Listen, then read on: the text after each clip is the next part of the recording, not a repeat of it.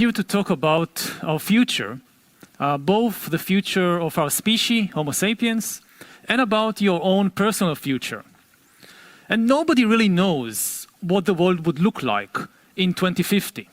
The only thing we know for sure is that it will be a very, very different world than today. And perhaps the most important thing to know about the future is that humans will soon be hackable animals, animals that can be hacked. There is a lot of talk these days about hacking computers and email accounts and smartphones and bank accounts, but we're actually entering the era in which it will be possible to hack human beings.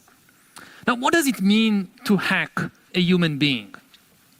It means to create an algorithm that can understand you better than you understand yourself, and can therefore predict your choices, manipulate your desires, and make decisions on your behalf. In order to control and manipulate you, the algorithms will not need to know you perfectly. This is impossible. Nobody can know anything perfectly. They will just need to know you a little better than you know yourself, which is not impossible because most people don't know themselves very well. Often, people don't know the most important things about themselves. I know this from my own personal experience. It was only when I was 21 that I finally realized that I was gay, after living for several years in denial. And today, I keep thinking back to the time when I was 15 or 16 or 17, and I try to understand, how did I miss it? It should have been so obvious. But the fact is that I didn't know. And that's hardly exceptional. Lots of gay men spend their entire teenage years not knowing something very important about themselves. But imagine the situation in a few years when an algorithm can tell any teenager exactly where he or she is on the gay-straight spectrum, just by collecting and analyzing data about you. One way to do it, there are many ways, but one way to do it is perhaps just to track eye movements. The computer can track my eye movements when I surf the internet or watch YouTube, and analyze what my eyes do when I see an image, say of a sexy guy and a sexy girl walking together hand in hand on the beach. Where do my eyes focus and where do they linger? Now, even if you wouldn't like to use such an algorithm, to hear it from an algorithm, these news about yourself, what happens, let's say, if you find yourself in some birthday party of a kid from your class, and somebody has the brilliant idea that, hey, I just heard about this cool new algorithm that tells you your sexual orientation, and wouldn't it be so much fun if everybody take turns testing themselves on this algorithm with everybody else watching and making comments? What would you do in such a situation? Would you just walk away?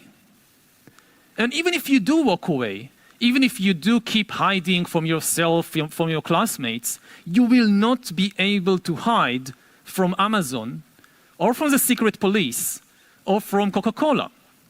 As you surf the web or watch YouTube or just walk down the street, the algorithms will be discreetly monitoring you and hacking you in the service of the government or a corporation or some organization.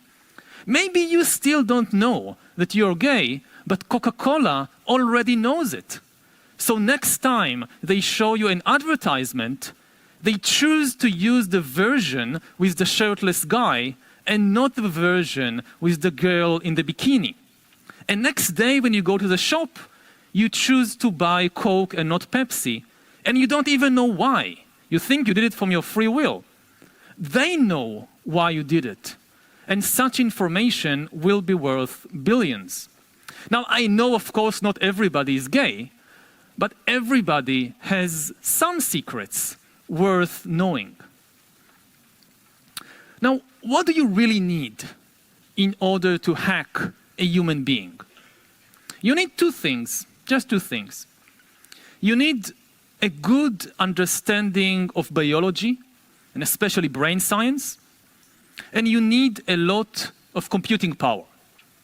Now, in the past, for thousands and thousands of years of human history, nobody knew enough biology, and nobody had enough computing power in order to hack human beings. So even if the secret police followed you around 24 hours a day, watching everything you do, they still couldn't know what was really happening inside your brain. They still couldn't really understand your feelings, or predict your choices, or manipulate your desires. But soon, corporations and governments will have enough understanding of biology and enough computing power to hack humans. And when this happens, and it is already beginning to happen, then authority will gradually shift from humans to algorithms. And this is already beginning to happen in more and more fields, even in democratic societies. Even without any government coercion, people are willingly entrusting more and more authority to the algorithms. We trust Facebook to tell us what is new. We trust Google Search to tell us what is true. We trust Google Maps to tell us where to go. Netflix tells us what to watch, and Amazon tells us what to buy. Eventually, within 10 or 20 or 30 years, such algorithms could also tell you what to study at college, and where to work, and whom to marry, and even whom to vote for. And as algorithms become better, they can not only guide and control humans, they might also replace humans in more and more jobs. And this is even true, or especially true, of jobs that demand a good understanding of human feelings. For example, there is a lot of talk these days about self-driving cars. But even in order to replace human drivers, self-driving vehicles, or the computers that drive these vehicles, they need not just to know how to navigate the road, they need to understand humans. They need to understand and anticipate the behavior both of human customers and also of human pedestrians. They need, for example, to recognize the difference between an 80-year-old and an 18-year-old and a 40-year-old that are approaching the road. And they need to understand something about the difference in behavior between small children and teenagers and adults. Similarly, in order to replace human doctors, computer will need to understand not just our diseases, but also our emotional moods. The computer will have to know whether a patient is angry or fearful or depressed. But it's very likely that computers will be able to do that better than most human doctors, because after all, anger and fear and depression are biochemical phenomena just like flu and cancer and diabetes. If computers can diagnose flu, computers can also diagnose fear. Now, of course, as all jobs in driving vehicles and in diagnosing diseases will gradually disappear, all kinds of new jobs, which we cannot even imagine at present, will emerge. But the new jobs too will continue to change and to disappear. Few jobs will remain the same for decades, for a long time. Some people imagine that the coming automation revolution will be a one-time event. Let's say in 2025, you have the big automation revolution, lots of jobs disappear, lots of new jobs appear, we have a couple of rough years, and then everything settles down to a new equilibrium in the job market and in the economy. But it will not be like that. It will be a cascade of ever bigger disruptions. You have a big revolution in 2025.